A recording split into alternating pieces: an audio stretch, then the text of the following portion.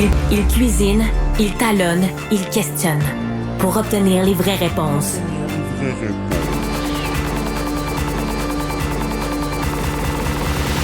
Du Trizac. Gabrielle, faisons juste une mise à jour de ce qui se passe à Los Angeles. Parce que c'est difficile d'évaluer les dégâts. Là. C'est en train de se produire. Mais c'est révélateur ce que tu dis, c'est-à-dire que c'est du jamais vu et puis ça évolue à une vitesse folle. Ouais. Il y a plein d'événements, je vais commencer avec ça, puis ça a l'air un peu futile, mais il y a plein d'événements qui sont soit annulés ou reportés. C'était le cas hier avec un match de hockey. Évidemment, les Kings de Los Angeles n'ont pas affronté les Flames de Calgary. Ça s'invente presque pas. Ça s'écrit pas, ça. Non, exactement. On a reporté pas encore la cérémonie des Oscars, mais en tout cas, le dévoilement des nominations, ça c'est sûr. Je pense qu'il y a absolument personne qui a le cœur à la fête. Puis il y a des juges qui étaient supposés regarder des films en ce moment. Ça se fera pas, évidemment. En ce moment, 5 feux encore majeurs pas actifs, hors de contrôle. Fait que ça démontre la force, la gravité, en fait, de ce qui est en train de se passer. On évalue à 30 acres la destruction. Ce qu'on nomme depuis des jours le fameux Pacific Palisade, c'est en fait ce qui... C'est assez court comme kilométrage. C'est ce qui est enclavé entre l'océan Pacifique et une chaîne de montagnes. C'est pas vraiment plus de... Bon, en conversion américaine, 4000, là. Fait qu'on parle de quoi? 6-7 kilomètres, quelque chose comme ça. Il n'y a plus rien. C'est destruction totale. Des centres d'achat, évidemment des résidences réduites en poussière. Hier, il y a JP Morgan, la grande firme, qui tentait d'évaluer les dommages. Les chiffres, là, un peu comme la dette canadienne, Benoît, ça monte à une vitesse folle. Là, on avironnerait à peu près quoi? 30-40 milliards à peu près, mais on dirait que je me retiens presque C'est difficile à exactement. dire. Vraiment, c'est impossible. Puis en capital humain, là, oui, il y a des morts. Pour l'instant, 5 morts. Il y en aura sans doute plus. Et on parle de 200 000 personnes qui sont sous ordre d'évacuation. Certains d'entre eux ont aucune place où aller. Il y a des hôtels qui ont brûlé. Ah oui. On ne va pas se réfugier à l'hôtel ou chez le voisin. Là. Ces solutions n'existent pas. On a vu des images avec des voitures abandonnées. Vraiment, c'est le chaos en ce moment. C'est des gens qui sont en grand désarroi. Et puis voilà, c'est la mise à jour, en tout cas, à quoi? Midi 14. Parfait. Merci, Marie. On a Josée Poitras, qui est agente à la prévention et aux communications de la Société de protection des forêts contre le feu, le SOPFEU. Madame Poitras, bonjour.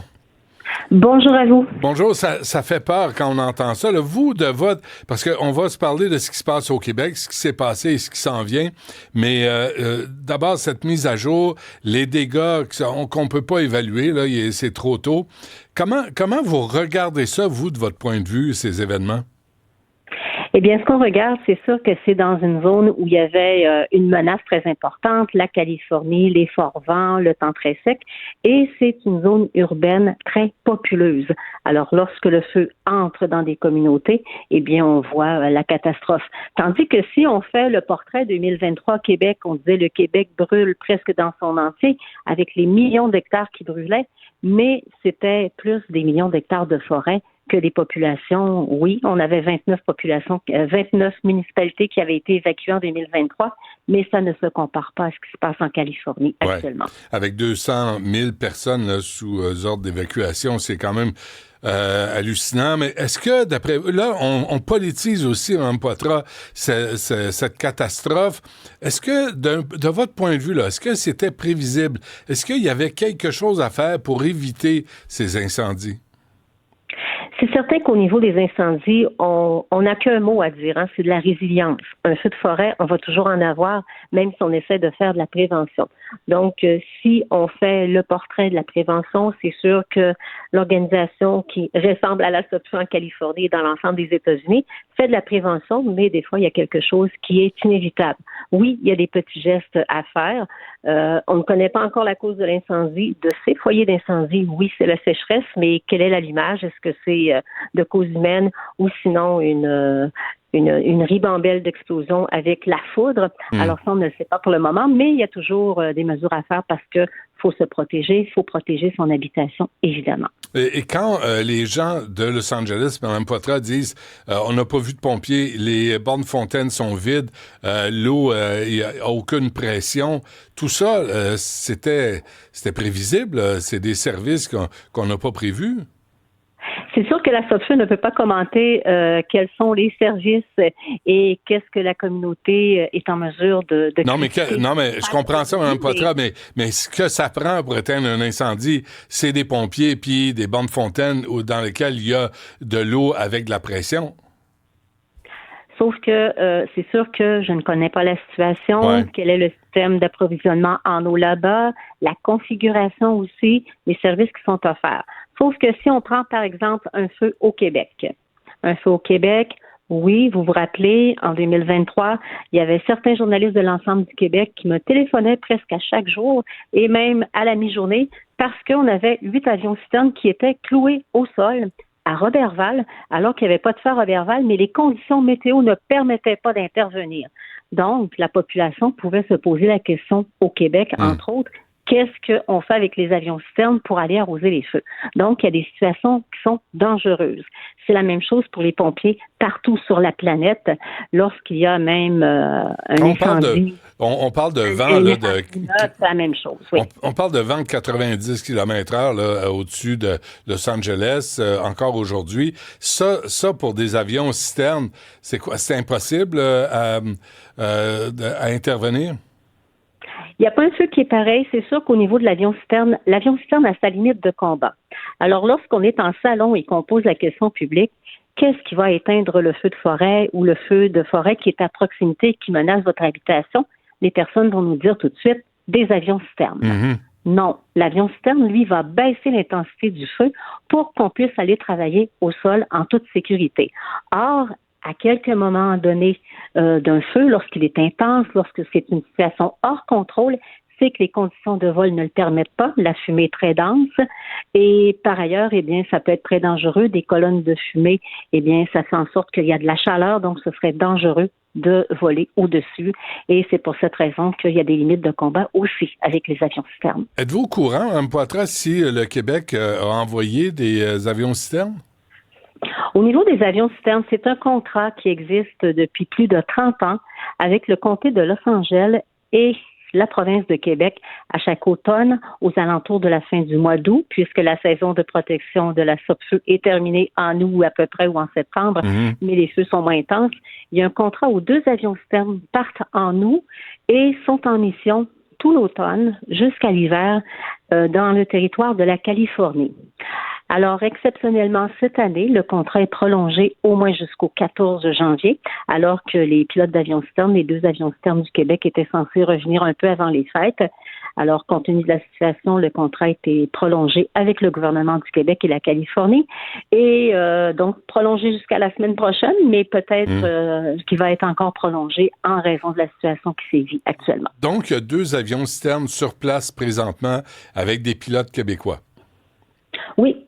Comme toujours à l'automne. Ouais. Avez-vous reçu un petit merci de Donald Trump ou de M. Newsom, le gouverneur de la Californie? Y a-t-il quelqu'un qui dit merci là-dedans? Ou... Il y a toujours une cérémonie qui se fait du comté de Los Angeles lorsque les avions-citernes arrivent à l'automne. Ah oui? Pour prêter main forte, oui, ils sont accueillis en grande pompe à l'aéroport selon le protocole américain. OK. Bon, ça, en tout cas, on fait notre part pour aider de toute évidence. Vous, à la SOPFEU, Mme Poitras, vous êtes en campagne de recrutement, si je comprends bien.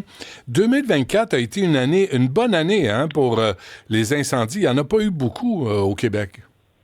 Non, et le portrait faisait en sorte que les incendies sévissaient plutôt du côté de l'Est du Québec, donc dans le secteur de la Côte-Nord jusqu'au Labrador. Alors, on a connu un petit répit, pour ainsi dire, si on compare l'année 2023. Mais il ne faut pas se fier à ça, là. Faut pas. Non. Vous êtes en train de préparer 2025. Qu'est-ce que vous avez à l'horizon, là? Qu'est-ce que vous voyez venir pour 2025?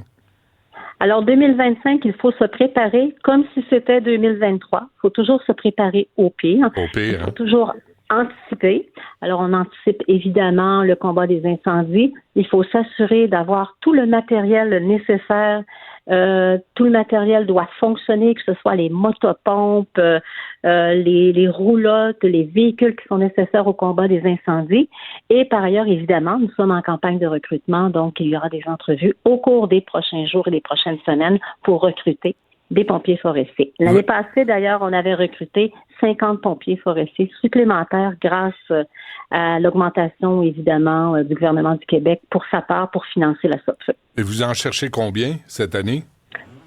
Alors, cette année, j'ai pas le nombre de oui, probablement 30 pompiers supplémentaires, Okay. mais souvent aussi, parmi nos 280 pompiers forestiers, il y a des pompiers qui disent, moi, je termine ma carrière ou je vais aller travailler ailleurs ou je n'aime pas du tout la fonction de pompier forestier. Donc, quelquefois, il faut ajouter d'autres ressources qui existaient déjà. Mais quand même, on est en recrutement pour nos pompiers. Mais pas pour n'importe qui.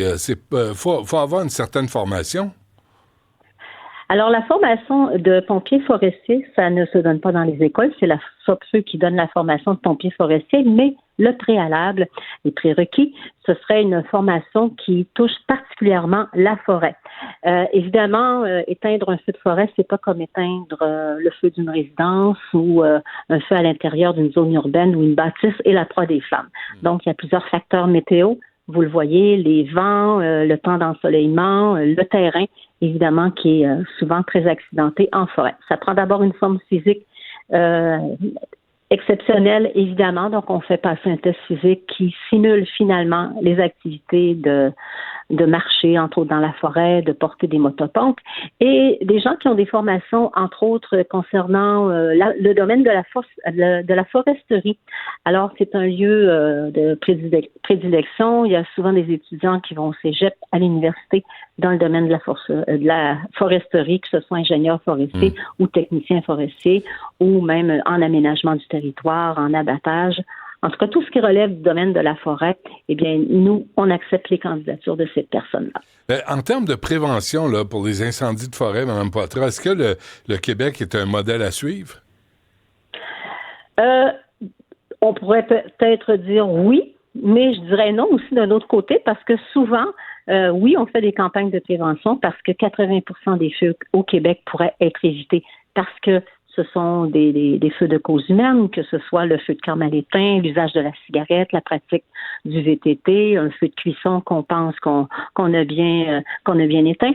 Et par ailleurs, eh bien, lorsqu'on regarde ailleurs, eh bien, souvent on prend des trucs d'ailleurs. Donc, il y a vraiment un partenariat dans l'ensemble du Canada, dans l'ensemble même des États-Unis, où on prend certains trucs et on partage aussi nos trucs avec les autres communautés qui doivent faire face eux aussi aux feux de forêt. OK, avant qu'on se quitte, Mme Poitras, là, vous regardez les nouvelles, j'imagine que êtes-vous fasciné par ce qui se passe à Los Angeles? Êtes-vous dans quel état mental regardez-vous ces images-là? Je regarde avec compassion, évidemment, pour les personnes qui sont touchées par ces incendies. C'est très menaçant. On voit des flammes. J'ai jamais vu un feu comme ça de si près qu'à la télé. Hein. On voit très bien à la télé. Alors, c'est avec compassion. Et j'imagine aussi le travail exceptionnel que les gens devront faire, les services d'urgence, les personnes âgées qui sont évacuées, les personnes handicapées, les hôpitaux, les services qu'on doit offrir à toutes ces personnes-là. Donc, je me dis que c'est un travail de titan qui fait face à vraiment toute l'Amérique, hein, parce qu'ils vont être aidés aussi par les autres États américains concernant le fait qu'il y a des incendies de forêt très ravageurs dans ce secteur. Et le danger, j'imagine, que ces gens prennent pour intervenir, pour aider.